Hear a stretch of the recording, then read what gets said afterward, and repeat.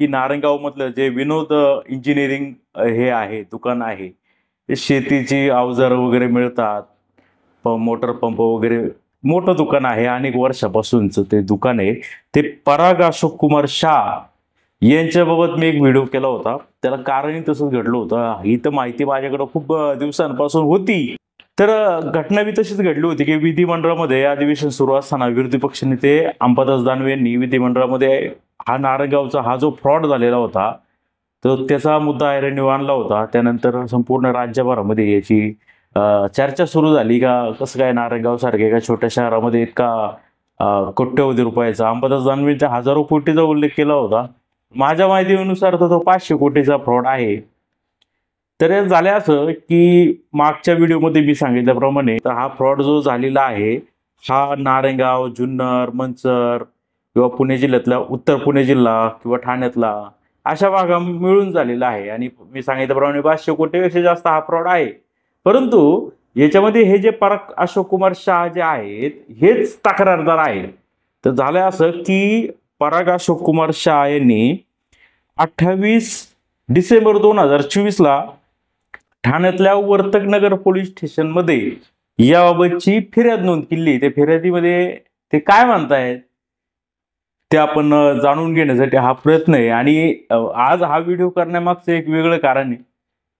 मागे व्हिडिओ केला होता, मी म्हटलो होतो का दुसरा पार्ट येईल, परंतु तक्रारदारच पुढे येत नाही. किंवा तक्रारदारला हे लोक म्हणतात आम्ही पैसे देऊ, मी आमच्या मालमत्ता विकू आणि तुम्हाला आम्ही पैसे मिळवून देऊ. त्या आणि मग जर पैसे मिळत असेल काही गरिबांचे तर आपण कशाला हे करायचं, असा देखील प्रश्न या निमित्ताने समोर राहिला होता आणि आपण तो व्हिडिओ स्किप केला. पण आता घटना घडली अशी की हे जे पराग अशोक कुमार शाह जे आहेत यांना जरा त्यांच्याबाबत एवढं 2-3 दिवसामध्ये वेगळीच घटना घडलेली आहे. त्यांना एका ठिकाणी डांबून ठेवण्यात आलं होतं 5 ते 6 तास. त्यांची हॅरेसमेंट करण्यात आली होती. त्यांना शिवीगाळ वगैरे अनेक घटना घडलेल्या होत्या. कुणी केलं तर खूपच धक्कादायक खुलासे आहेत याबाबत. आता ते मला असं वाटतंय की ते पराग अशोक कुमार शाह हॉस्पिटलमध्ये ऍडमिट आहेत. हा खूप गंभीर मुद्दा आहे, कारण की त्याबाबत मी नंतर येईल तो. पण हा जो मुद्दा आहे का नक्की हा फ्रॉड कसा झाला आणि हे पराग अशोक कुमार शाह यांनीच काही लोकांच्या विरोधात फिर्याद का दिली, तर ते आपण जाणून घेण्याचा हा प्रयत्नही माझ्या हातामध्ये आहे. ही ठाण्यातली वर्तकनगर या ठिकाणी या पराग शाह यांनी ज्या लोकांच्या विरोधात ही फिर्याद नोंदवलेली आहे, फसवणुकीची फिर्याद म्हणता येईल, ती फिर्याद आहे. आता या फिर्याद वर्तकनगरमध्ये का केली दाखल? फसवणूक तर नारायणगाव मध्ये झालेली आहे. मग वर्तकनगरला जायचं कारण काय होतं? हा खूप कळीचा मुद्दा होता आणि विरोधी पक्षनेते अंबादास दानवे यांनी देखील तो उपस्थित केला होता. तर मला तर असं वाटतंय की जास्त लोकांना काही समजू नये किंवा काही ना काही त्याच्यामध्ये तपासात आपलं कंट्रोल राहावं की काय, म्हणून हाय लेवलवरती केस वर्तकनगर पोलीस ठाण्यामध्ये नोंदवण्यात आली असावी अशी देखील या प्रकरणामध्ये चर्चा दिसून येते. परंतु वर्तकनगरला या शाह यांचा घर आहे, फ्लॅट आहे, त्यामुळे त्यांचं फ्लॅट तिथं जवळ असल्यामुळे तिथं नोंदवली असेल असं पण हे होऊ शकते. हा महाराष्ट्र ठेवीदारांचा वित्तीय संस्थांमधील हितसंबंधांचे संरक्षण हा जो अधिनियम आहे 1999चा, त्यातलं 3 कलम लावलेला आहे. भारतीय दंड संहिता आता नवीन आले BNS. भारतीय दंड संहितेतील 420 कलम लावलेलं आहे. भारतीय दंड संहितेतलं 406 लावले आणि भारतीय दंड संहितेतलं 34 हे कलम लावलेलं आहे. आता हा गुन्हा कुठं घडलेला आहे?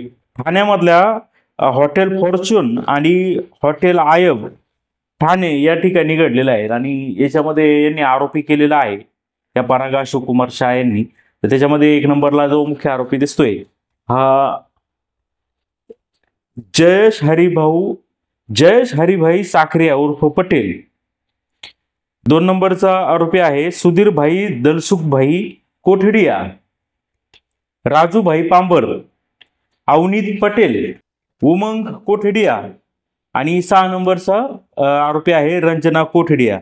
तर आता मी माझ्या हातामध्ये आहे 406 कलम लावले, 420 आहे, 34 आहे, ठेवीदाराचा हितसंबंध आहे, पण 409 कलम नाही. कारण की या DSK वर 409 लावलेलं होतं. 409 जरा थोडं क्रिटिकल कलम आहे. त्याच्यामध्ये 406 लावलेले, 409 लावले असं दिसत नाही. ठीक आहे. तर याच्यामध्ये असं म्हणतायत की मी पराग अशोक कुमार शाह, वय 46 आहे. माझा शेती उपयोगी वस्तू विकण्याचा व्यवसाय आहे नारायणगावमध्ये. आणि मी तिथं नारायणगावला राहतो. आणि हे रजनीगंधा बिल्डिंग जी ठाण्यामध्ये आहे तिथं माझा फ्लॅट आहे. आणि मी तिथं 5 वर्षापासून राहतोय. तर आता ते असंही म्हणतात की मी माझं ते वडिलोपार्जित विनोद इंजिनियर्स नावाचं जे दुकान आहे त्याच्यामध्ये माझा वडिलोपार्जित व्यवसाय चालतोय. नारायणगावला आहे, भोसरीला आणि संगमनेरला माझ्या दुकानाच्या या ठिकाणी शाखा आहे. B.Com माझं शिक्षण झालेलं आहे असं ते फिर्यादीमध्ये म्हणतायत. आणि त्यांचं असं म्हणणं आहे की राजूभाई जो पांबर आहे, राजूभाई पांबर यांचं आमच्याशी व्यावसायिक संबंध आहे आणि आम्ही कोणत्याही वस्तू वगैरे तिकडून खरेदी करतो, व्यावसायिक संबंध आहेत. आणि त्यामुळं हे राजकोट गुजरातमध्ये हे राजूभाई पांबर हे जे राहत असल्यामुळं यांचं ते व्यवसाय वगैरे होत असतो, येणं जाणं हे होत असतं. तर काय झालंय की याच्यामध्ये असं म्हटलंय की मे 2020 मध्ये हे पराग शाह हे राजकोट इथं राजूभाई पांबर यांच्या मायक्रो इंडस्ट्रीमध्ये ते खरेदी करण्यासाठी त्यांचे जे नातेवाईक आहे तेजस सतीश शाह व नयन कुमार पाल शाह यांच्यासोबत गेले होते. तिथं राजूभाई पांबर जे आहेत, म्हणजे हे राजूभाई पांबर हे आरोपी आहेत, तर यांनी त्यांचे मित्र जयसुख हरिभाई साखरिया उर्फ पटेल, तसेच उमंग कोठडिया, अवनीत पटेल, रंजनाबेन सुधीर कोठडिया, सुधीरभाई दलसुखभाई कोठडिया यांच्याशी आमची ओळख करून दिली. आणि ही ओळख केल्यानंतर त्यांनी असं सांगितलं की आमचा डिजिटल इन्व्हेस्टमेंटचा व्यवसाय आहे, का आम्ही जे गुगलची कंपनी असतात, प्ले स्टोर सर्वांना माहिती असेल का, आपण काही ॲप्स वगैरे गुगलच्या प्ले स्टोअरमधून डाउनलोड करत असतो, पण त्याचे काही फ्री व्हर्जन असतात, त्याच्यामध्ये काही जाहिराती दिसतात. त्यांनी असं सांगितलं की त्या जाहिराती ते ॲप बनवल्यामुळे त्या जाहिराती लोकांना दिसतात, त्याद्वारे आमची इन्कम होते आणि आम्हाला पैसे मिळतात आणि तो खूप मोठा व्यवसाय आहे. आणि आम्ही ते गुगलच्या अनेक ॲप्स बनवत असतो आणि त्याचे जे पैसे आहे ते गुगल ही इंटरनॅशनल कंपनी आहे, त्यामुळं त्याचे जे पैसे आपला इन्कम आहे तो डॉलरच्या स्वरूपात मिळत असतो. आणि आम्ही आता ठाण्याला, मुंबई वगैरे त्या भागामध्ये देखील आता याच्यामध्ये गुंतवणूक नवीन गुंतवणूकदार आमच्याकडे यावं आणि गुंतवणूक करावी यासाठी सेमिनार घेणार आहेत. आणि हे आमची जी स्कीम आहे की गुगलमध्ये डिजिटल इन्व्हेस्टमेंट करायची त्याच्याबाबत माहिती देणार आहे, असं या पराग अशोक कुमार शाह यांनी या फिर्यादीमध्ये म्हटलेले. तर मग आता पुढं काय म्हणतात हे शाह, ते म्हणतात की पंचक्रोशीमध्ये म्हणजे आमच्या कुटुंबाची चांगली पत आहे, समाजामध्ये मान सन्मान आहे, आमचं लोक ऐकतात, आमचं अनुकरण करतात, आमच्याकडून व्यावसायिक सल्ला घेतात. आणि मी ठाण्याला गेलो का लोक मला ठाण्यासाठी खास आवर्जून भेटायला येतात आणि चर्चा होत असते वगैरे, असं त्यांनी स्वतः सांगितलं. तर हे जयसुख हरिभाई साखरिया उर्फ पटेल, उमंग कोठडिया, अवनीत पटेल, रंजनाबेन सुधीर कोठडिया, सुधीरभाई दलसुखभाई कोठडिया, मग यांनी अनेक वेळा म्हणजे वेळोवेळी ठाणे येथील हॉटेल आयबीस रेमंड कंपनीच्या समोर असलेल्या वर्तकनगर व हॉटेल फॉर्च्युनर ज्युपिटर हॉस्पिटलच्या कॅम्पसमधलं या ठिकाणी हॉटेलमध्ये सेमिनार घेतलं होतं. हे जे आहेत पराग अशोक कुमार शाह हे देखील त्यांचे नातेवाईक किंवा मित्रपरिवाराला घेऊन या सेमिनारमध्ये यांच्या सहभागी झाले होते.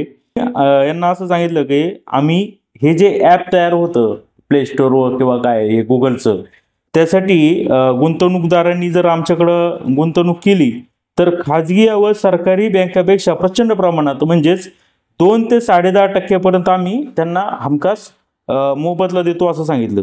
की तुम्ही तुमचे किंवा तुमच्या स्वतःचे नातेवाईक यांना देखील आमच्याकडं रक्कम गुंतवायला सांगा, फक्त ही गुंतवणूक ही रोखीत असायला पाहिजे. जास्तीत जास्त गुंतवणूक करा, तुम्हाला आम्ही 2 ते 10.5% निश्चित मोबदला याचा देऊ.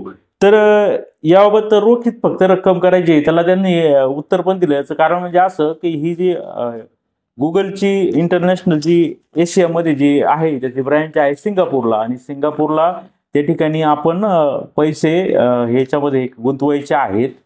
मग ते पैसे गुंतवल्यावर ते ॲप्स तयार होणार आणि त्याच्यावर इन्कम आपल्याला मिळणार त्या जाहिरातीच्या थ्रू. तर मग ही रक्कम जर आपल्याकडून सिंगापूरवरून आपल्या हातात मिळणार आहे तर ही मोठ्या प्रमाणात मिळणार आहे. मग त्याला आपला इन्कम टॅक्स लागू होईल आणि इन्कम टॅक्स आहे तुम्ही जर 15 लाखापेक्षा जास्त इन्कम जर 12 ते 15 लाखापेक्षा जास्त असेल तर नियमानुसार तुम्हाला 30% इन्कम टॅक्स भरावा लागतो. मग ते इन्कम तुम्हाला 30% भरावं लागणार. आणि तुम्ही इकडं हे जे व्याज आहे ते व्याज तुम्हाला 10 ते 10.5% भेटणार आहे. म्हणजे मग बघा, मग तुम्ही विनाकारण तुमचा टॅक्स त्याच्यामध्ये कट होईल. त्यामुळं तुम्ही काय करा का आमच्याकडं ही सगळी रक्कम आहे ही रोखीमध्ये जमा करायची आहे आणि मग आम्ही तुम्हाला तसं ते पैसे देऊ. मग यांनी ते यांच्या या स्कीमचे ब्रोशर देखील या ठिकाणी हे वाटलेले आहेत. मग आता यांचं असं झालं की हे जे साखरिया, कोठडिया, मायानी, कोण रंजनाबेन कोठडिया किंवा ही जी लोक आहेत किंवा याच्यामध्ये काही महिलांची बी नावं आहेत, नीरू, जयसुखबाई, साखरिया, झील, दर्जी, काय नावं आहेत अनेक. तर मग यांनी नारंगाव, पुणे, मुंबई, ठाणे, कराड व कोल्हापूर या ठिकाणी वेळोवेळी येऊन आणि यांच्या मित्र नातेवाईकांच्या गाठीबिटी घेऊन या सर्वांना ह्या कंपनीची माहिती द्यायला सुरुवात केली, स्कीमची माहिती द्यायला सुरुवात केली. समजा जर एखाद्याला इन्व्हेस्टमेंट करायची तर त्यांना खास विमानाची तिकीट दिली तर तुम्ही कुठे या, तर तुम्ही या गुजरातमध्ये अहमदाबादला या. आणि मग हे त्यांना स्वखर्चाने विमान प्रवास करून गुंतवणूकदारांना अहमदाबादमध्ये आणायचे आणि जे हायफाय भारी भारी हॉटेल आहेत पंचतारांकित त्या ठिकाणी यांची व्यवस्थित बडदास्त ठेवायची. हे सगळं तारांकित हॉटेलमध्ये राहण्याची व्यवस्था करून मग त्यांची तिथं जी 4-5 कार्यालय आहे त्या कार्यालयामध्ये यांना गुंतवणूकदारांना ह्या सगळ्या स्कीमची माहिती द्यायची आणि परत विमानाचं तिकीट काढून त्यांना त्यांच्या घरी पाठवायची. आणि मग ह्या लोकांनी तसा विश्वास संपादन केला आणि मोठ्या प्रमाणावर कोट्यवधी रुपये हे घ्यायला सुरुवात केली.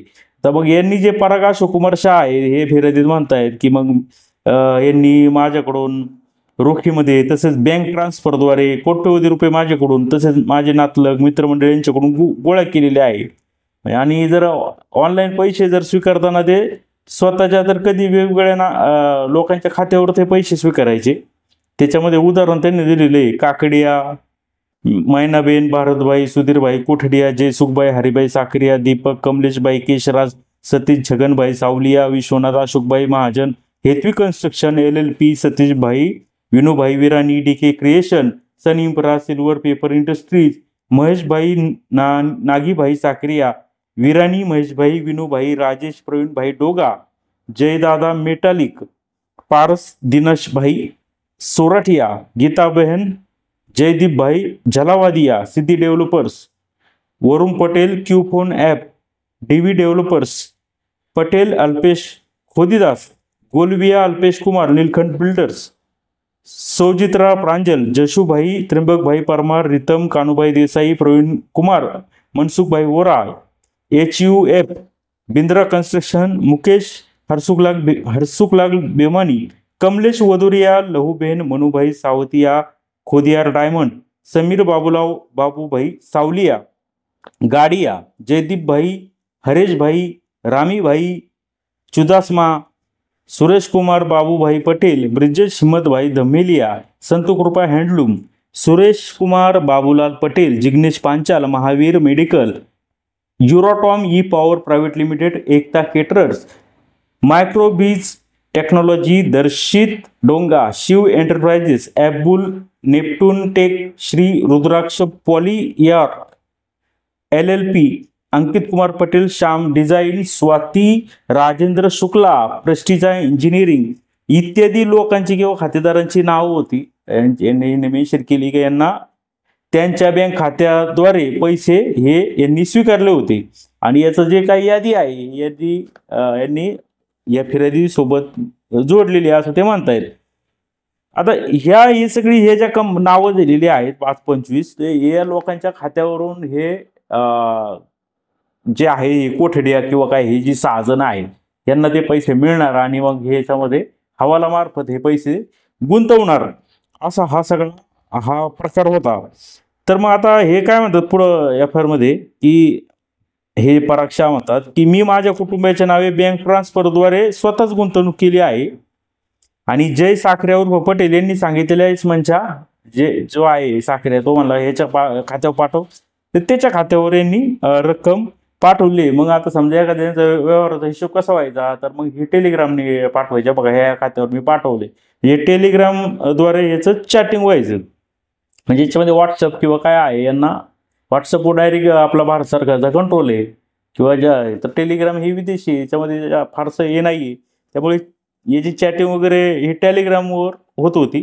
आणि मग हे असं म्हणतायत की पराग शाह म्हणतायत की मी स्वतः माझ्या कुटुंबातलं सुहास अशोक शाह जे आहे त्यांचे जे भाऊ असतील नेहा सुहास शाह, पूजा पराग शाह यांच्या बँक खात्यातून खालीलप्रमाणे याच्यामध्ये गुंतवणूक केली. म्हणजे या सांगतात की मी आणि माझ्या नातेवाईकांनी यांच्याकडून अशा पद्धतीने ही गुंतवणूक केली. तर त्यांनी पहिलं नाव दिले सुहास अशोक शाह, म्हणजे हे त्यांचे भाऊ आहेत पराग शाहांचे. त्यांनी असं दिलंय की सनइन्फ्रा नावाच्या याच्यामध्ये बँक खात्यावर यांनी 40 लाख रुपये जमा केलेत.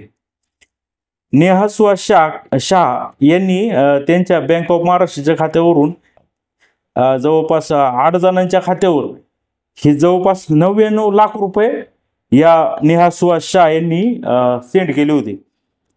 तर याच्यामध्ये पूजा पराग शाह यांनी त्यांचं जे बँक ऑफ महाराष्ट्र जे खातं आहे त्याच्यामधून ते म्हणजे या 5 जणांच्या खात्यामध्ये 24 लाख रुपये असे सेंड केले होते. तर हे जे आहे हा पराग शाहचा भाऊ आणि कोण भाऊजाई किंवा कोण असेल हे तिघ जणांनी मिळून ह्या सगळ्या याच्यामध्ये तब्बल 1,63,00,000 रुपयाची इन्व्हेस्टमेंट ह्या लोकांनी सांगितलेल्या खात्यामध्ये केली होती. तर आता ट्विस्ट आहे पुढं, त्याच्यामध्ये काही लोकांची नाव पण याच्यात मेन्शन केलेली आहेत. कोणाची बदनामी व्हावी किंवा कोणाची विनाकारण चर्चा व्हावी हा काय उद्देश या व्हिडिओमध्ये नाही आहे. आणि याच्यामध्ये जे फिर्यादीमध्ये ही सार्वजनिक फिर्याद आहे, याच्यामध्ये हे जे मेन्शन केलेलं आहे तेच मी सांगतो. त्यामुळे कुणी बी अंगा ओढून घेऊ नये अशी आमची रिक्वेस्ट आहे जुन्नर टाइम्सची आपल्याला. तर मग यांनी आता हे झालं यांच्या कुटुंबातल्या लोकांची 1,63,00,000 रुपयाचं जसं काही इन्व्हेस्टमेंट केली यांच्याकडे असं सांगितलं. आता दुसरा चॅप्टर तोच मी सांगतो तो. तर यांनी असं सांगितलंय फिर्यादीमध्ये पराग शाहनी की माझे मित्र तेजस शाह व कुटुंबियांनी 15.55 कोटी रुपयाची इन्व्हेस्टमेंट केली. अनिल लोंढे त्यांनी 55 लाख रुपयाची इन्व्हेस्ट केली. दत्तात्रय लोंढे यांनी 60 लाख रुपयाची इन्व्हेस्टमेंट केली. कुंदन वारुळे व कुटुंबीय यांनी 52 लाख रुपयाची इन्व्हेस्टमेंट केली. मधुकर हुलावळे व कुटुंबीय यांनी 60 लाख रुपयाची इन्व्हेस्ट केली. नवनाथ गुंजाळ आणि कुटुंबीय यांनी 40 लाख रुपयाची इन्व्हेस्ट केली. श्री नवनाथ खेगडे यांनी 20 लाख रुपयाची इन्व्हेस्टमेंट केली. योगेश पाटे व कुटुंबीय यांनी 39,50,000 रुपये याप्रमाणे ह्या सगळ्यांनी एवढी अशी गुंतवणूक केलेली ती यादी आहे. तर मग आता हे पराग शाह पुढे म्हणतायत की हे सगळे हे जे आहेत हे आरोपी 1 ते 6 हे वेळोवेळी कबूल केल्याप्रमाणे 2 ते 10.5% असं ते अगोदर फिर्याद म्हटले. तर हे यांचं म्हणणं आहे की हे वेळच्या वेळी आम्हाला दर महिन्याला जो काय ठरला होता त्याप्रमाणे हे परतावा देत होते. पण नंतर झालं असं की फेब्रुवारी 2024 पासून यांनी हा जो परतावा द्यायचं बंद केलं. तर मग हे सगळे जाऊन त्यांना भेटले का बाबा काय झालं, आमचे तुम्ही पैसे का देत नाहीये, आम्हाला पैसे येत नाही, परतावा मिळत नाही. तर ह्या आरोपींनी पराग शाह यांना सांगितलं की आता सध्या गुगल हा स्लो डाऊन चाललेला आहे, त्यामुळं पेमेंट हळूहळू येते आणि लांबच चाललंय, मिळेल काही दिवसांनी. मग आता हे सगळं हे जे चालूच होतं आता यांचा विश्वास होता कारण यांनी अगोदर यांना परतावा पण दिलेला होता आणि एवढं सगळं गुजरातला देऊन हाय हॉटेलमध्ये किंवा फिरवून वगैरे विमान प्रवास वगैरे चकाचौंध बघून गुंतवणूकदारांनाही विश्वास बसला असेल. आणि हे जे पराग शाह आहे मोठी आस्ती आहे, त्यांची मोठी प्रॉपर्टी आहे, कोट्यवधी काय अब्जावधी रुपयाची असू शकते, तर ते बसला असू शकतो. त्यामुळे त्यांनी काय यात काय ठीक आहे त्यांना वाटलं असेल कदाचित की गुगल खरंच स्लो डाऊन आहे काय. तर मग आता याच्यामध्ये परत एक ट्विस्ट आलाय. तो ट्विस्ट असा आहे की सुधीरभाई कोठडिया यांनी मला जानेवारी 2024 मध्ये रात्री 11:30 वाजता फोन करून त्यांच्या व्यवसायावर ईडीने धाड टाकली असून सेटलमेंटसाठी 200 कोटी रुपयांची मागणी केली आहे. आम्ही 100 कोटी रुपयाची सोय केलेली आहे, तू आता बाकीच्या 100 कोटीची व्यवस्था कर, नाहीतर हा व्यवसाय बंद पडेल आणि आपल्याला लोकांची देणी देता येणार नाही, असं सांगितलं. असं सांगितल्याच्या नंतर हे फिर्यादीत यांनी असं म्हटलंय का मग मग मी 100 कोटी रुपयाची कशी व्यवस्था केली ते यांनी फिर्यादीमध्ये पुढे म्हटले. तर मग पराक्षा असं फिर्यादी म्हणतात, मग मी तातडीने आमच्या घरातील सर्व दागदागिने उदार उसनवार रक्कम गोळा करून त्यांना पोच केली. सदर दागदागिने आणि रक्कम ही सुमारे 100 कोटी रुपये इतक्या रकमेची होती. दागदागिने आणि सगळे पैसे हे यांनी ईडीच्या सेटलमेंटसाठी 100 कोटी रुपये पराक्षा यांनी ह्या लोकांना दिले, सुधीरभाई कोठडिया यांनी सांगितल्यावरून. आणि मग हे सगळे पैसे वगैरे दिले, सगळं झालं. ईडीची धाड पडली की असं यांनी दाखवलं आणि 100 कोटी रुपये पोच झाल्याच्या नंतर हे जे सगळे आरोपी होते हे फरार झाले. हे काही पराक्षाचा बी फोन उचलीना आणि कुणाचाच फोन उचलीना, यांचा कॉन्टॅक्ट पण होईना. तर मग आता हे फिर्यादीमध्ये असं म्हणतात की मग या सर्वांनी आमचे मोबाईल फोन नंबर देखील उचलणे बंद केले. हे मार्च 2024 पासून परागंदा झालेले आहेत. ही जी 100 कोटी रुपयाची किंवा बाकीची रोख रक्कम कशी उभी गेली त्याची सविस्तर माहिती नंतर देईल, असं या फायर मध्ये यांनी शहांनी म्हटले. तर मग शाह अजून म्हणतात ते फिर्यादीत, मग मी ह्या लोकांची अधिक चौकशी केली असता मला असं समजलं की ह्या लोकांनी हा या स्कीम मधून जो पैसा कमवलेला होता तो पैसा त्यांनी क्यू फोन ॲप तसेच क्यू फोन ॲजॉबमॅन इंडिया LLP दुबईमध्ये ऑलिम्पस नावाची एक कंपनी सुरू केली आणि या कंपनीच्या व्यवसायामध्ये 10 कोटी रुपये किमतीची घरं वाहन खरेदी करण्यात आली आणि त्यामध्ये त्यांनी ते आता इन्व्हेस्टमेंट केलेली आहे. व हे सगळं केल्यानंतर आमची फसवणूक केली, आमचे संपर्क तोडलाय फेब्रुवारी 2024 पासून. आणि मग ही आमची मूळ गुंतवलेली रक्कम 20,44,50,00,000 रुपयाची यांनी आमची फसवणूक केली आहे. 20,44,50,00,000 रुपयाची. आणि ह्या रकमेचा गुंतवणूक रकमेचा अपहार केलाय म्हणून तक्रार दिली. आता त्याची ही तक्रार आहे, हा फिर्याद झाली. आता ही फिर्याद डिसेंबर 2024 मध्ये दाखल केलेली आहे. ती केली वर्तकनगरला, याचा कुठं बोबाटच झाला नाही. पण हे एवढं मोठं घडून देखील इकडे जुन्नर तालुक्यात किंवा जिथं या ठिकाणी जे लोकांची फसवणूक झाली इथं काहीच लोकांना ह्याबाबत माहिती मिळत नव्हती. थेट अंमलबजावणी विधिमंडळामध्ये हा मुद्दा उपस्थित केला, त्यानंतर कळलं. हे बघा, आता याच्यामध्ये तर स्पष्ट दिसतंय की हे सगळं सूत्र कुठून जमली. राजूभाई पांबर पासून हे जे व्यावसायिक संबंध, हे खरेदी करायला तिकडे जायचे राजकोटला, तिथून यांनी हे केलं. हे ठाण्याला कसं आणलं, ठाण्याला हे स्वतः होते आणि यांनी लोकांना सांगितलं, म्हणजे हे जे फिर्यादी यांनीच सांगितलं की अशी गुंतवणूक कर. कायद्याने पाहिलं तर हे सुद्धा गुन्हेगार आहे. यांनी अशी चर्चा आहे की ही फक्त 20 कोटीची फसवणूक नाहीये, ही 500 कोटी रुपयांपेक्षा जास्त रकमेची ही फसवणूक आहे. आणि हा जो आकडा आहे इथं एक छोटा करून दाखवलेला आहे, जेणेकरून जास्त याची बोबाटा होऊ नये की काय, असं माझ्या कानावर जी माहिती आली मी तुम्हाला ती देत आहे. तर या प्रसंगी तर झाले असं का हेच नव्हे, हे आता ही काय मी ज्या 5-6 जणांची मित्रमंडळींची नावं घेतली तीच लोक नाही. ह्याच्यामध्ये पोलीस अधिकाऱ्यांनी सुद्धा लाखो रुपयांची गुंतवणूक केली, पत्रकारांनी बी गुंतवणूक केली, लोकप्रतिनिधींनी बी गुंतवणूक केली. ती साधी सुधी गुंतवणूक नाही, करोड रुपयांची. ज्यांच्याकडं खूप पैसा आहे आणि तो कुठंतरी गुंतवायचा आहे किंवा त्याचं विल्हेवाट लावायची, अशा लोकांनीही त्या ठिकाणी याच्यामध्ये करोडो रुपयाची याच्यामध्ये केली गुंतवणूक केलेली आहे. मग आता असं झालंय की हे जे गुंतवणूकदार आहेत तर हे पराक्षांना वारंवार भेटतात. भेटल्याच्या नंतर ते पराक्षा लोकांना सांगतात की बाबा मी आमची जी प्रॉपर्टी ते विकतो आणि ते तुम्हाला मी पैसे ते कुठेही जाणार नाही, मी पैसे मिळवून देतो, माझा विश्वास ठेवा.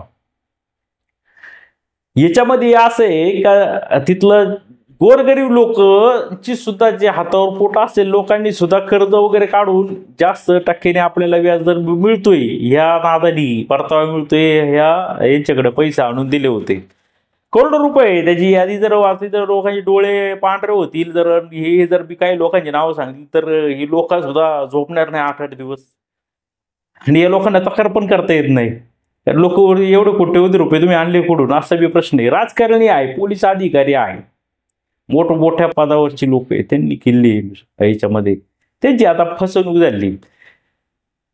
तर हे सगळं असताना आता हे जे सांगतायत की तुम्ही काही घाबरू नका, तुमचे पैसे कुठेही जाणार नाही, मी तुमचे पैसे मिळवून देतो, परंतु खोटं किती बोलणार, किती लोकांचे पैसे देणार हा देखील प्रश्न निर्माण झालेला आहे.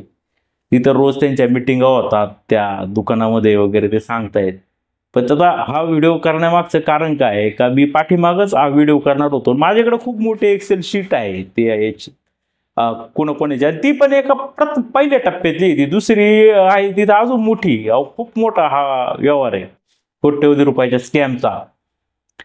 आणि आपण उद्या कधीचे नाव घेणार वगैरे किंवा ते मग तो म्हणणार का मग झालं माझं नाव पण मग असं होणार, मग मी नाही देत जा, काय करायचं ते, हा प्रश्न होता.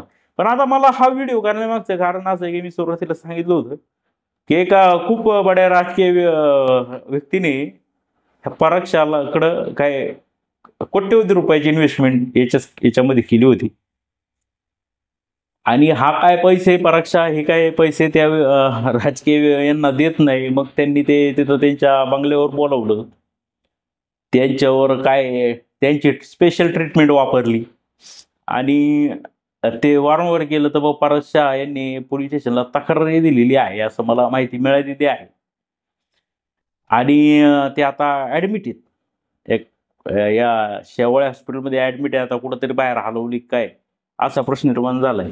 मग आता हे प्रकरण पोलिसांनी याची सखोल चौकशी केली गेली पाहिजे. कारण की ठीक आहे, राजकारणी लोकांचा किंवा बड्या नंबर 2 नंबरचा पैसा असू शकतो, टॅक्स चोरीचा पैसा असू शकतो, गोरगरीब लोकांचं काय, त्यांचे पैसे कसे मिळणार याचा प्रथम या ठिकाणी पोलिसांनी तपास करून त्यांचे पैसे अगोदर हे काढून दिले पाहिजेत.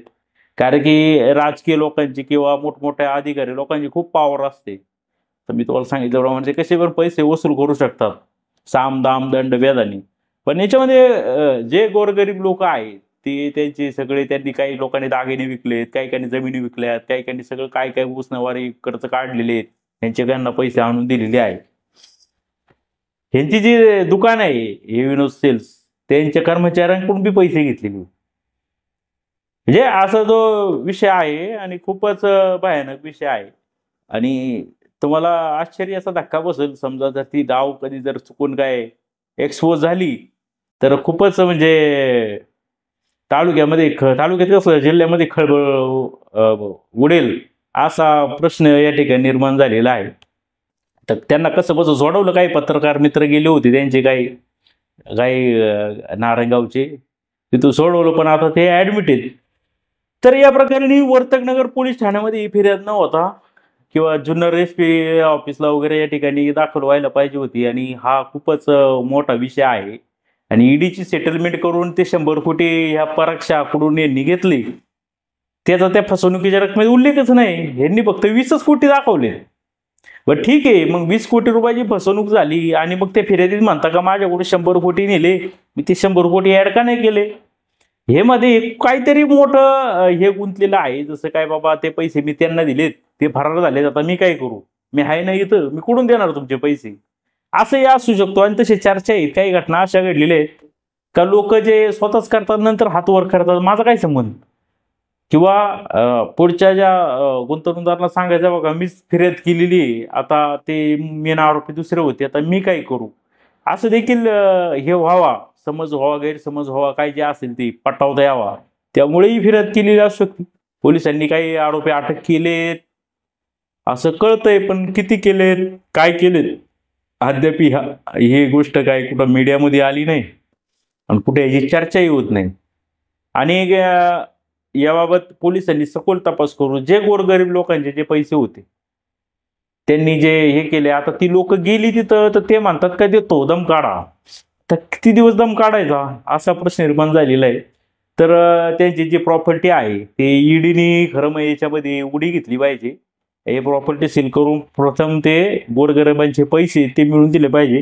ही जी एफ आर आहे पाहून ही नक्कीच अंबादास दानवे म्हणाले त्याप्रमाणे शंका निर्माण व्हायला खूपच चान्सेस आहेत. तरी हे जे काय ही दुसरी बाजू दाखवायचा माझा दुसरा भाग मी ज्याप्रमाणे म्हटलोय मी जरा थोडा लेट केला, पण हे करायचं हे आहे आता तिसरा भाग.